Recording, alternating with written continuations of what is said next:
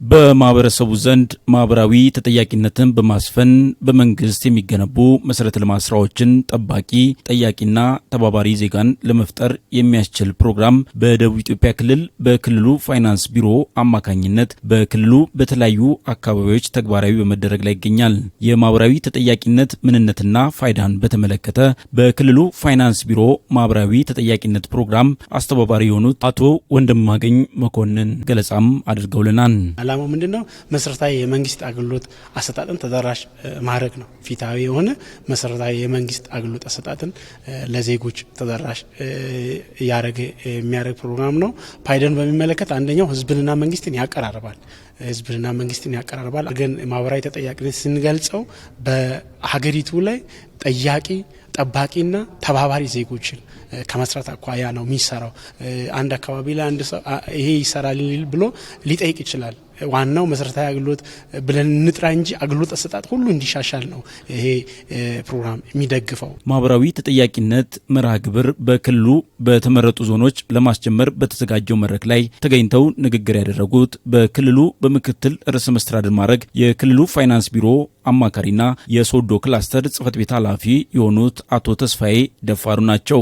ማህበራዊ ተጠያቂነት በሁሉም የክልሉ አካባቢዎች ማስፋት እንደሚገባም ተናግረዋል።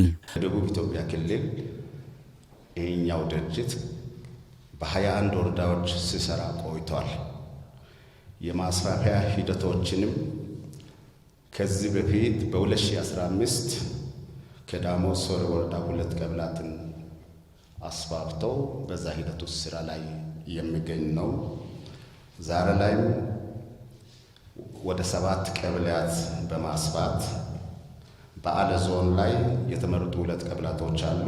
በእነዚህ ላይ ዝግጅቶች ተደርጎ ተገቢውን ወደ ስራ ውስጥ የሚገባበት ይሆናል። ማህበራዊ ተጠያቂነት በክልሉ መንግስት የሚገነቡ መሰረተ ልማት ስራዎችን ለመጠበቅ አስቻይ ስለመሆኑም በመድረኩ አግኝተን ያነጋገርናቸው ተሳታፊዎች ገልጸውልናል። እነዚህ መሰረታዊ አገልግሎት የሚሰጡ ተቋማት ለአብነት ትምህርት መውሰድ እንችላለን። ጤና፣ ግብርና፣ ውሃ እና መንገድና ትራንስፖርት አገልግሎትን በሚመለከት እነዚህ በጣም መሰረታዊ የሚባሉ እና ህብረተሰቡ በሰፊው የሚጠይቃቸው አገልግሎቶች ናቸው። እነዚህን መሰረታዊ አገልግሎቶችን በጥራትም በተደራሽነትም ለህብረተሰቡ በበቂ ሁኔታ ለማቅረብ ታስቦ ነው ይህ ፕሮግራም የተዘረጋውና እነዚህን አገልግሎቶችን ለማቅረብ መንግስት ብቻውን የሚሰራቸው ስራዎች በቂ ላይሆኑ ይችላሉ።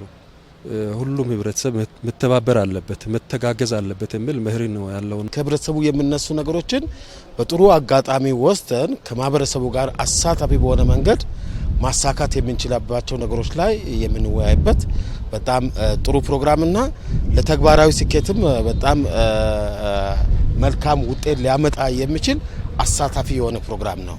ማህበረሰቡ የልማት ጠያቂ ብቻ የሚሆንበትን እይታን ሽፍት አድርጎ ወደ ተባባሪነትም ጠባቂም የሚሰሩ መሰረተ ልማቶችን ጭምር ኦነርሺፕነት ተሰምቶት ጠባቂም ራሱ የሚሆንበትን ስታንድ የሚፈጥር ነው።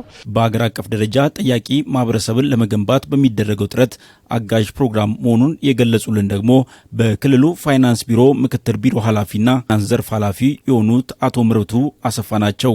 ልማት ስራዎች ህዝቡ በመንግስት እጅ ጠያቂ ስትል በእጅ ምን አለ የሚለውን ለማህበረሰቡ ታሳውቃለ። እዛ ይሄ ባለፈው ያሳወከኝ የትደ የሚለውን ይጠይቃል።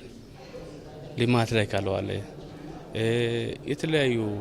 በተለያዩ ፕሮጀክቶች የተለያዩ ዲላይንስ ሊፈጠሩ ይችላሉ። በዚህ መሃል የሚፈጠሩ መስተዋገሎችን ለምን አልተሰራልኝም ብሎ ለመጠየቅ መጀመሪያ ምን መሆን አለበት? ማወቅ አለበት።